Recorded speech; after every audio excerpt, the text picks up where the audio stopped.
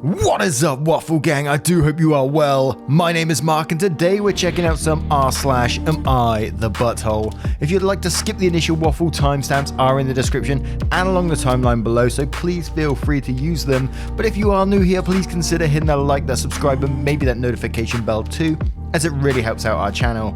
And just a huge thank you for taking the time out of your day to be here. Absolutely amazing. And we did have a member update yesterday. We had Powerfully Pastel and Nerdy Nonsense join us. Thank you so much for joining us. Really does mean the world to me, and it really helps out as well. I can't express that enough. But with that being said, let's crack on with today's stories. Sassy. Much love, guys. And our first story comes from a throwaway account. Am I the arsehole for no longer allowing my sister to work in my daycare after what she did? Hi, I'm a 32-year-old widow. Have been for 3 years. I struggled a lot financially. I didn't get help from my family because they claim they can't, so I decided to start a home daycare. It's been open for 7 months now. My friend was able to get more clients via Facebook. Thank goodness my business is growing, and I've made quite a lot of friends who are mums, and I also established a good reputation since my daycare has been recommended. My sister, 26, is unemployed, didn't find a job yet, and had to pay rent for her and her boyfriend. My parents suggested I let her come work with me at my daycare, and accepted since she has experience in the past. I agreed to let her come and earn her living. She got along with the other workers and things were going fine. Until she came to me asking about a specific child that comes to our daycare. He's 4, very well behaved for his age. I was confused after she complained about him. She said she saw his dad come over to pick him up and didn't feel comfortable when she saw him because he's a police officer and she had an unpleasant incident with the police because of something her boyfriend did that she needed therapy for and struggled a lot from. She wanted me to let the child go and tell the parent to look for another daycare. He usually arrives at 3 PM to pick the kid up. From what I understand, his wife's sick. I refused. I've no reason to let the child go. My sister refused to drop it and started being mean to the dad. It was unprofessional of her. I told her she either be respectful or I won't have her work with me anymore. 2 days ago, she sent an email to the dad telling him we won't be welcoming his kid to the daycare anymore. He came to talk to me and I was livid when I saw the email. He asked why and talked about his kid wanting to stay because he's friends with other kids. Talked about not being able to find a daycare closer than ours. I lashed out at my sister and told her she's no longer able to work at the daycare because of her behaviour. We got into an argument and she left after saying I was being unsupportive and inconsiderate. My parents called me saying I shouldn't have kicked my sister out and now causing her to lose her apartment. They argued I have no regard for my sister's trauma and I should have let the child go and support her because she's my sister. Everyone shamed me and claimed I had messed up priorities. I felt I was in the wrong for letting her struggle without a job, but I have no reason to let go of the child as well. He wears a uniform. My aunt suggested that I ask him to get someone else to pick up his kid, or at least I let her leave before 3 PM and arrive a bit late in the morning. But others would notice the difference in treatment at the daycare. I understand that there are parents struggling and I do all I can to help out and be supportive. Yes, she's my younger sister, but treating people like that was unprofessional of her. One thing to clarify, my sister's boyfriend is in no contact with my family due to issues. However, they said they want to support my sister and be in contact with her and support her, although they don't have a relationship with her boyfriend. That's why they keep pressuring me to help and support her. No. Your priorities are not messed up in this situation. You are trying to run a business, one that your sister could have potentially ruined there and then. Who does she think she is to write an email to one of your clients saying that they could no longer bring their kid there? That's absolutely disgusting, and I would have done exactly the same in your situation and ignore any family members who are saying otherwise. There was alternatives to the way she was acting as well. I mean, she could have just said, look, at these times, do you mind if I disappear for 5 minutes? And that was it. Instead, she chose to punish your business by sending that email, punish the father by having to find another daycare, and the child as well, from potentially separating that child from their friends. So absolutely not the arsehole in this situation. But let's check out some of the comments to see what they say. And Xenavia says, not the arsehole. You could have lost the whole business because of what she did, and you gave her plenty of warning. Even if she needed therapy, she was still being beyond unreasonable. She could have excused herself for a break at the time the cop came to this kid, and she had never have needed to see him, but instead she went behind your back and went against your explicit instructions. She got exactly what she deserves.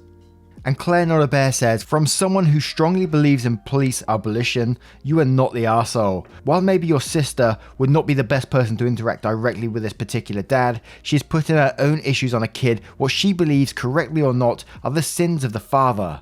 There is no reason for her to have anything against the child or to want to send care on the basis of feelings towards the father's profession. And firmly that guy says not the arsehole, she unilaterally made a decision about your business. If this person wasn't your sister, there'd be no argument from anyone she should be fired. Unfortunately for your sister, this is the consequence of her actions. If you are this dependent on a job for your financial stability, you don't pull stupid crap like this. And Emergency Yard says, your sister has stepped so far off the line that the line is now a dot to her. She isn't the owner of the daycare, how dare she take executive decisions for it? Today it's, let's fire this kid. Tomorrow, she could have taken a decision that could prove dangerous. She appears to not have good judgment at all. The correct way to approach it would have been to take herself out of the situation when the kid's parents comes for pickup. That way, she won't be triggered. But for your family and sister to ask you to jeopardize your business when they're unwilling to help you is just sheer cheek. Not the arsehole.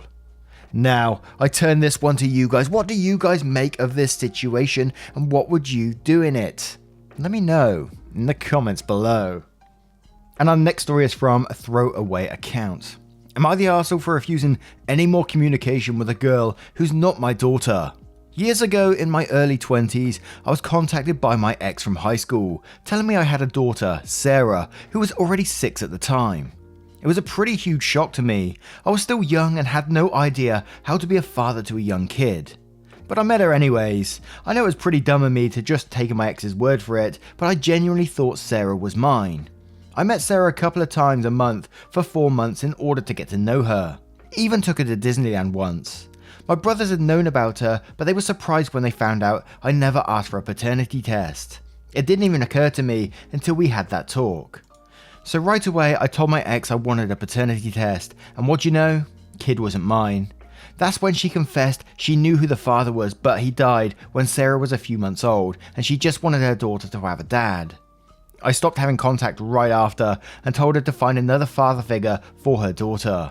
Through the power of social media, Sarah, now 18, found me and initiated contact. At first I had no idea who she was until she mentioned my ex's name.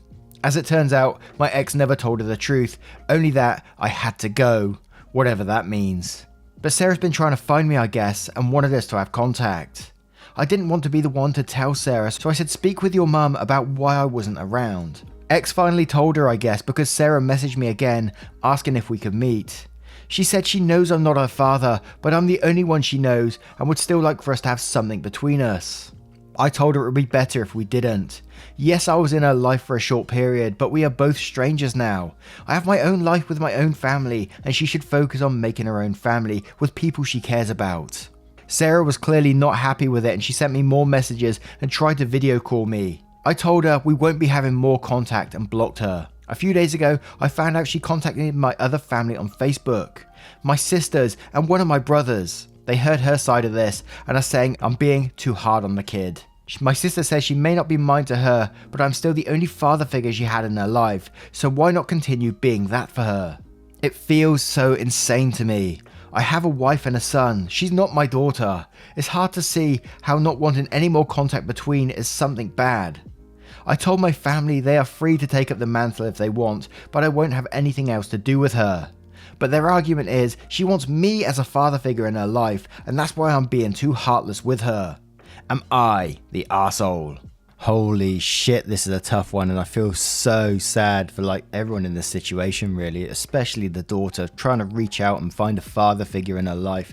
But let's face it, 4 months, 12 years ago, can you really be a father figure in that time? Maybe, I don't know, but we don't know what's been said by the mother in the background here.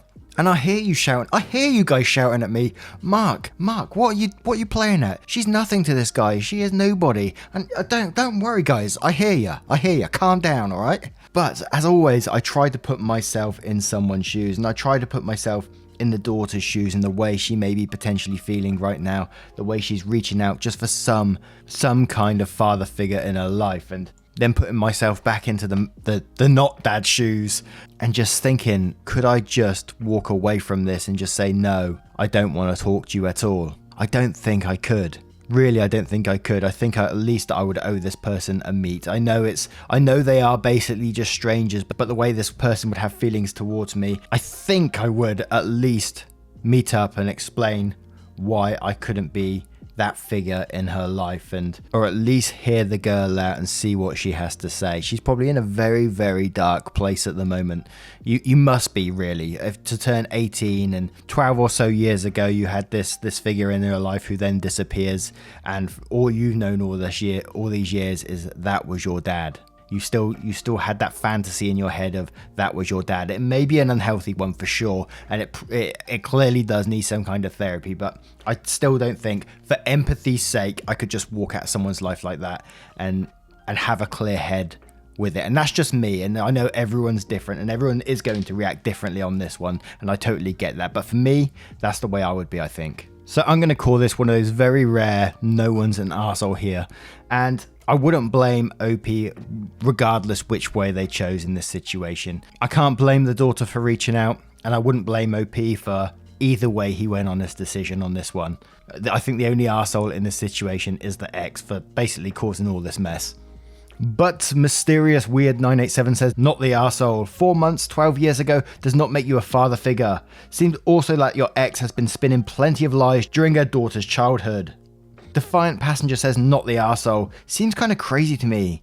It is sad that her desperate search for a fatherly connection will not stop, but will likely lead her down a dark path. Pistol Rose says, not the arsehole. I don't think your family is doing her any favours by encouraging her illusions of being connected to you. I do have sympathy for her. Sounds like she spent her life believing you were her dad and can't let go of the emotional headspace. I hope she gets therapy to work through it. And General Trash says, not the arsehole. Her mother sounds like a nutcase by fabricating such a lie, and I personally would be delicate with her daughter. It sounds like the apple may not have fallen far from the tree. And Purple Mars Alien says, wait, you did some stuff with her for 4 months when she was 6 years old. A handful of meetings over 4 months at 6 years old doesn't a father figure make. It makes a couple of memories, but the only way she would have latched onto you in this way is if her mother has continued lying to her and reminding her of you for the next 12 years. And Starchy Tuber says, not the arsehole. It is bizarre that your family is pressuring you to be in this girl's life. She is dealing with something tough, but it has nothing to do with you. 8 or 9 meetups over 12 years ago doesn't make you a father figure. Her mum is a major arsehole for lying to her all these years. And Von Isengard says, man, this is a hard one. You're not the arsehole, your ex kinda is. She tried to do a thing for a kid, but it was totally unfair to you, and ultimately her kid. The daughter is definitely not the arsehole. My heart breaks for her. She has no dad and her mother is clearly manipulative. You don't have any responsibility to her, it's true. You would not be wrong for walking away. That said, I've been this girl, kind of. I was raised by my grandmother, but my mother's second husband was the closest thing I had to a father, even after their divorce. His small kindness meant the world to me. If you don't want to, that's understandable, but if you think on it and find you have it in your heart to have any kind of relationship with her, I bet it would mean the world to her. And Sint Virgin says, I hear you, I'm also this girl. My mother's second boyfriend was that father figure for me when I was 6 or 7. We reconnected 35 years later and I told him that. He said he'd been thinking about me during his life as well. We're not keeping close contact, but I'm deeply grateful for our later interactions. And finally, Traumatized Trashbag says, not the arsehole. Her mother is solely to blame for this. She hid the truth from you and her for years, tried to get you to be a father when you didn't need to be, and kept it from her own daughter to the point you are in now. You have no obligation to her daughter, and you aren't her father figure. You acted as one for a brief time when she was 6. I'd hardly call that memorable, but with a mother like that, I'm sure she wants one parental figure that isn't insane. I would talk to her and set the record straight, actually talk to her on a call or in person. That would make it a more personal engagement and make it clear that you have nothing against her, but that you were lied to by her mother and wanted nothing to do with her after you found out. You have your family and she needs to focus her attention on other things. You aren't required to be a replacement father just because her actual one died and her mother is allergic to telling the truth. And this is one of those stories where I can just see people like coming in and say, "Oh, Mark, you can't say that sort of stuff. You are the arsehole." And as I always say, I'm always open to be educated on this. If you have a different opinion, absolutely willing to hear it, So fire away, guys, fire away. What do you guys think of this story? Let me know in the comments below. And our next story is from a throwaway account. Am I the arsehole for not wanting to share the profits of our business with my girlfriend? About 6 months ago, I had the idea to start a small business making houseware items. My girlfriend and I had discussed that we would run this business together and would split the profits evenly. The startup costs for the business were about $2,600, of which I paid $2,400 and my girlfriend paid $200. We also had to drive to the town about 10 hours away to get some material for the products. My girlfriend accompanied me on this weekend trip. Cut to now, all startup costs were paid off and we started to turn a profit. The complicating factor is that I have done about 95% of the work, making the products, tracking orders, packaging, shipping, etc. She helped with some of the packaging and making one of the components of the product, but only about 5% of their time I have spent. It is not really her fault that she hasn't been able to do more, as all the equipment was at my house and COVID restrictions prevented her from coming over for a couple of those months. I feel conflicted about having to share the profits with her evenly, as I think the unspoken essence of our agreement was that we would be contributing equally to the business. I have told her I will reimburse the $200 she paid up front, but I do not think it is fair to split the profits until she contributes more time. Additionally, she feels that some of the startup costs, tools that I now own, should essentially count as part of my share of the profits, as I can use these tools outside of the business. I think the fact that I fronted the vast majority of the cost and had my own money on the line negates that. Am I the arsehole for not wanting to share the profits now that our business is profitable? I think in business on this one, it's stuff like this that needs to be discussed up front. I know COVID is a big factor in a lot of businesses right now and it's thrown things all sorts of way, but talking about time contribution towards the business isn't a new thing. When you both agreed that you'd run the business together and you said you would split the profits evenly, it should have been under the clause of you're both doing X% of the work each. But my question is, isn't there a way that you could maybe double up on your business? Isn't there a way you could get her the same tools, unless they're obviously hugely expensive, so she could be manufacturing exactly the same at her place, or at least taking the completed product from you and packaging and doing the shipping from her end? There's got to be a way to sort this. But I think in business, you have to discuss these things. You have to be open and honest, and you have to lay it down in front. Sure, you can ask to buy her out if that's what she chooses, but at the moment, you're going to find it tricky because this is what you agreed to at the start. And I wouldn't say it's 100% her fault in this situation because of COVID, like you said in this. Now, if you did somehow find a way of her doing some work from home and, contributing a higher percentage towards the business, and then she still didn't pull her weight, then absolutely I wouldn't be happy with that either. But for now, I think you need to split the profit you got at the moment and rediscuss your percentages and how much you guys both put towards the business and your profit split. But if you do go down the route of kicking her out and just, not wanting to share a 50-50 split right now, I would say you are the arsehole, as it's something that just needs to be talked about, as it's a business you're running. But Striking Firefly says in quotes, my girlfriend and I had discussed that we'd run this business together and would split the profits evenly. And then quotes again saying, it's not really her fault that she hasn't been able to do more, as all the equipment was at my house and COVID restrictions prevented her from coming over for a couple of those months. And then says, you're the arsehole. You can certainly offer to buy her out, but if she doesn't want that, then you're the arsehole to keep pushing. And these two quotes highlight why. And Going Kermit says, you're the arsehole, you made an agreement. I'd split the profits now, then renegotiate how future profits will be split, since you are doing most of the work. And then Some Guy Who Needs Info says, not the arsehole, hear me out everyone. Your agreement was to run the business together. Everybody keeps saying you agreed to split the profits 50-50, and while that is true, the rest of the agreement hasn't been met. So yeah, it would be really unfair towards you, and it was indeed your money that was on the line. Don't kick her out yet, you may buy her out, or you may hold off on that 50-50 split until the work is also 50-50. And therefore the comment says, I'm going to go with you're the arsehole. I understand your reasons and I don't necessarily disagree. But you should have discussed this with her in advance, when you both realised that she wouldn't be able to come over through no fault of her own, and you decided that you deserve more. You should have discussed the possibility of changing the split. Trying to change the deal after the fact would be shitty. Also keep in mind that you and your girlfriend may have unwittingly entered into a contract. Don't know where you are and what state your contract laws are. Edit, if you want this relationship to survive, re-engaging on the deal doesn't bode well. And if it smells like one says, the original agreement was 50-50 profit sharing based on the assumption of 50-50 participation. The normal rule about assumptions does not, in my estimation, apply here. It's a fair assumption. The word participation was not chosen by accident, because startup cost sharing should not be a consideration when the business is already turning profits. Those should be considered pre-profit. I would have repaid both original investments, her 200, and taken my 2,600, and whatever is left over after operating costs is profit to be argued about. That at least solves part of the argument. Incidentally, it doesn't matter at this point if the tools are assets you can use later. That would only matter if you were dissolving the business. You bought them because they are needed for the business and you didn't have them before. Enough said. You have a solid case that she is not fulfilling her side of the original agreement because her participation isn't there. However, the participation is also not non-existent. You're not the arsehole for not wanting a 50-50 split, but obviously there should be some kind of split. It's worth considering whether she might start participating more in the near future, and whether it's worth kicking in some extra percentage points just to keep the relationship healthy, or not. Now, what do you guys think of this story, and what would you do in it? Let me know in the comments below. Now, once again, guys, thank you for being here today. I hope you did enjoy today's stories, and if you did, you know what to do. Hit that like, that subscribe, and maybe that notification bell too. You know I appreciate you, and if you want to support the channel further, you absolutely can by clicking that join button down below for YouTube, or clicking that link in the description for Patreon, and joining up there.